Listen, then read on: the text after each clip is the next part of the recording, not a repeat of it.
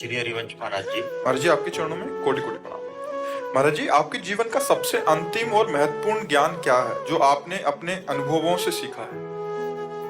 राधा,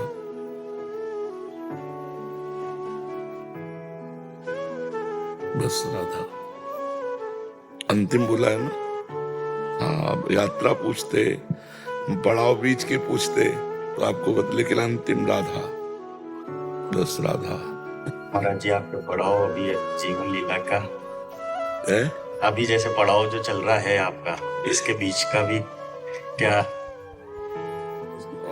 बहुत जीवन तो बहुत बड़ा व्यतीत हुआ ना। अब 13 से 55 वर्ष की आयु हो गई इसी मार्ग में, तो उसके लिए भी एक ग्रंथ पूरा लिख जाएगा अगर हम उसका वर्णन करें, नहीं ना। लेकिन सारांश में इतना वर्णन करते हैं कि ब्राह्मण के घर जन्म हुआ, इसलिए बाल्यावस्था से वैदिक सिद्धांतों के अनुसार चलना सिखाया गया। फिर हमारा यज्ञोपवीत संस्कार हुआ, बहुत जल्दी हो जाता है ब्राह्मणों में, तो गायत्री अनुष्ठान का गुरुजी ने दिया। फिर नैष्ठिक ब्रह्मचर्य की दीक्षा हुई, फिर महावाक्य हुआ, फिर सन्यास काशी, फिर बहुत समय तक हरिद्वार के पहले से लेकर काशी तक इतनी हमारी यात्रा रहती थी, बार बार बस इसी के उसमें रहते। फिर काशी में ज्ञान मार्ग, अहम ब्रह्मास्मि, मैं ब्रह्म हूं, इसका अनुभव। फिर एक दिन तुलसी घाट में बैठे हुए थे ध्यानस्थ, एकदम अपने आप स्फुरित हुआ, कैसा होगा वृंदावन। ये कहां से आ गया? थोड़ी देर में एक संत आए, कहा रासलीला हो रही वहां, हमारी रुचि नहीं है, चलो देख लो। चलो, महादेव जी की इच्छा कह रहे तो रास ही तो देखना। 1 महीने रासलीला देखी, भूल गया हम ब्रह्मास्मि। लगने लगा कि प्रेम ही सर्वश्रेष्ठ है, प्रभु का प्रेम सर्वश्रेष्ठ है। बस लगन लगी, वृंदावन जाना है। वृंदावन आ गए और यहाँ आपके सामने आखिरी निर्णय बता दिया, राधा। ये सारांश है।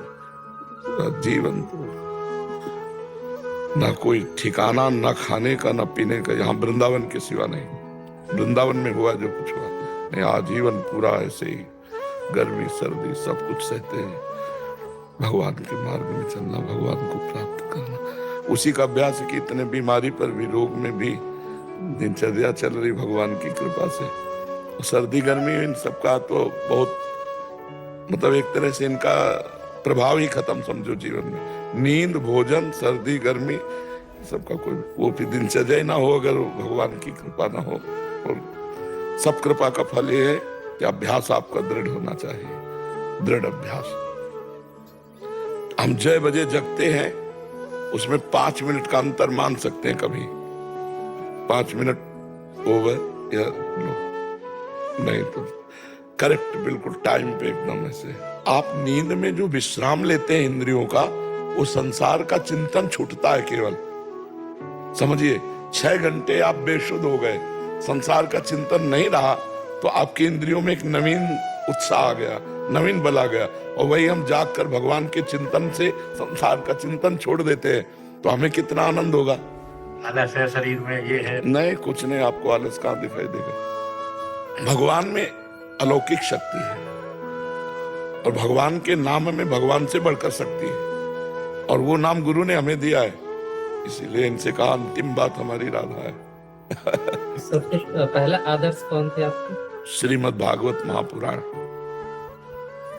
हमारा आदर्श जीवन में पहला, श्रीमद् भागवत महापुराण। द्वितीय उड़िया बाबा, तृतीय भाई जी से हनुमान प्रसाद पोद्दार जी, चतुर्थ हरिवंश महाप्रभु। समझ गए? आखिरी पड़ाव हरिवंश महाप्रभु का।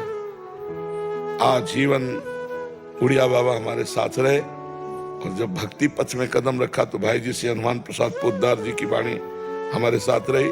अब जैसे महाप्रेम मार्ग में कदम, तो हरिवंश महाप्रभु। महाराज जी ये बोलते हैं कि भागवत में कृष्ण आखिरी समय में समाहित हो गए थे, भागवत ग्रंथ में, तो भागवत जी भी कृष्ण स्वरूप है। हाँ, श्री कृष्ण का वांग में मतलब शब्द में स्वरूप है।